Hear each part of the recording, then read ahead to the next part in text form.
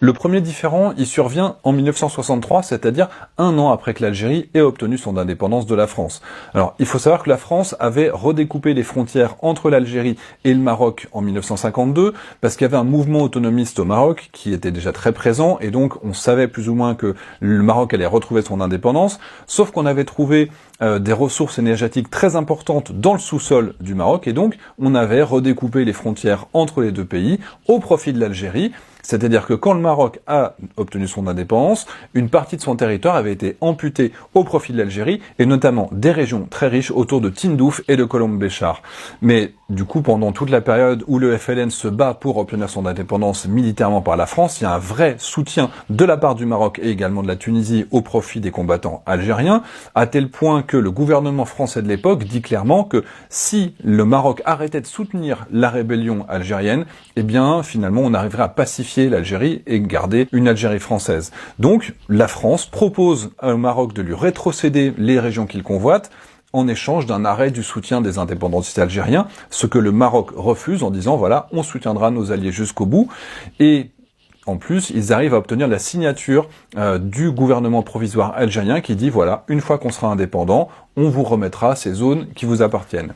Mais finalement, quand l'Algérie obtient son indépendance en 1962, le FLN ne reconnaît pas l'accord qui a été signé par le gouvernement provisoire et il refuse de renégocier le moindre mètre carré, déjà parce qu'il y a aussi de la crainte que d'autres régions fassent sécession, notamment au profit des Kabyles ou pour des communautés du Sahara qui savent qu'ils sont assis sur des réserves des ressources immenses. Et il y a aussi le Maroc qui inquiète, car au-delà de Tindouf et Kolombe-Béchar, il y a l'idée d'un grand Maroc qui se développe depuis les années 50 avec des prétentions qui incluraient toute la Mauritanie, le nord du Mali et l'ouest du Sahara, sous prétexte que ces zones avaient fait partie du Maroc il y a plusieurs siècles. Donc les tensions montent entre les deux camps, la frontière se militarise, les habitants de la région qui se déplaçaient sans restriction dans la zone ne peuvent plus rentrer chez eux, voir leur famille ou aller travailler. Il y a des rumeurs d'invasion et de manipulation dans les deux camps, jusqu'à ce qu'il y ait des incursions de paramilitaires à partir de septembre 1963, ce qui amène les deux armées à entrer en jeu à la mi-octobre. Mais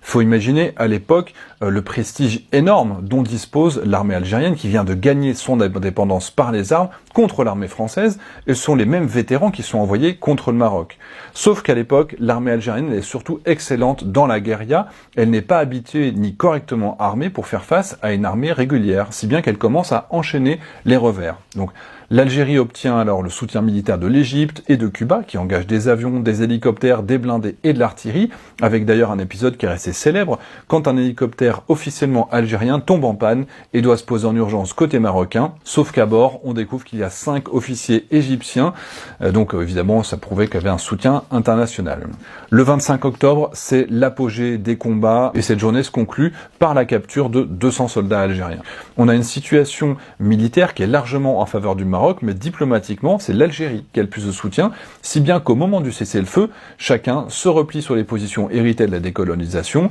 et le bilan final, c'est de plus de 850 morts et 379 prisonniers algériens, contre seulement 39 morts et 57 prisonniers du côté des Marocains.